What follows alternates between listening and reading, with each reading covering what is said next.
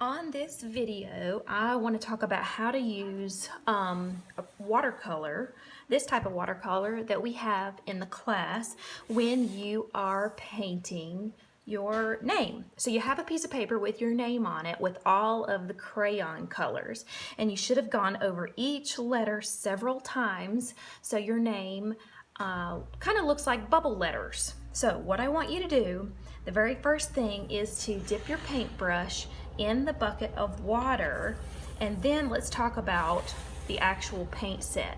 Now this looks kind of messy, but this is great, and it's supposed to look like this.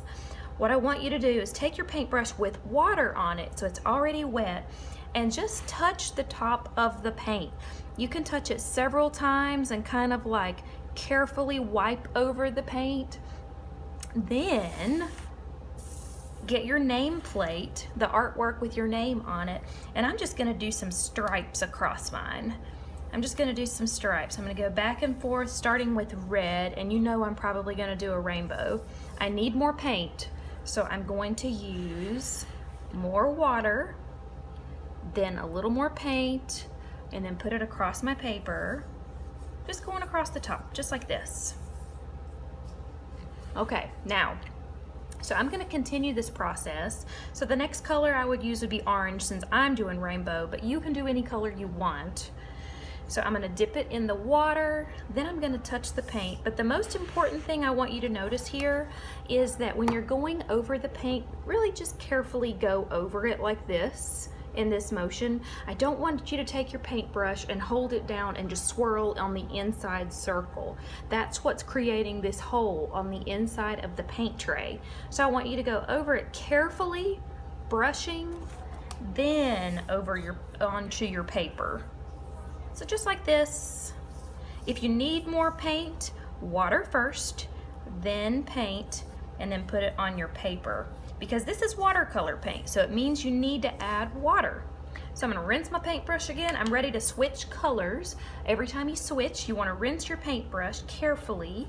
So I'm gonna go and just touch on some of this yellow over here and then add that to my name. You can choose any color you want. You do not have to do this yellow. You do not have to do it in the order that I'm doing. But I kind of wanted to give you an idea of the appropriate use for these materials. Now, because we did our names in all the different crayons, the crayon is actually creating a resist, which means the paint is not sticking to the crayon itself. So this is making it even more colorful. Paint, water, paint, then your paper. And I'm going in nice smooth strokes. I don't want to go back and forth too quickly with my paintbrush because I want all the brushes, all the bristles to be going in the same direction, painting neatly.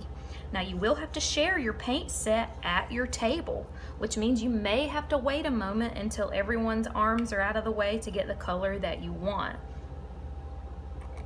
So I'm painting carefully with this. Everything I'm doing is kind of slow and careful to think about the colors that I want. Water, then paint, then put it on your paper.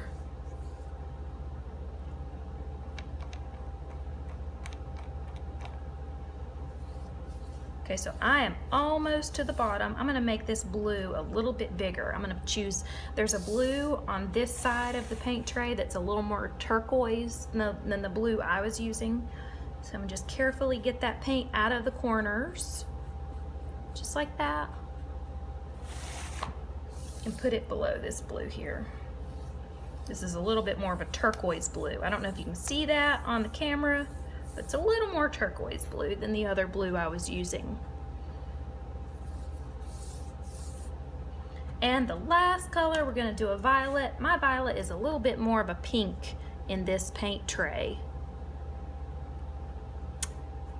Later, I'll show some of the older students how to use the top part of this paint tray where some of the colors have been kind of overlapped and dripped onto this plastic tray. I'll show some of our 5th graders how to use that paint and that actually makes a really nice light watercolor painting just by using those extra little drip places. So we don't want to wash that away. That's actually good dried paint that we can reuse.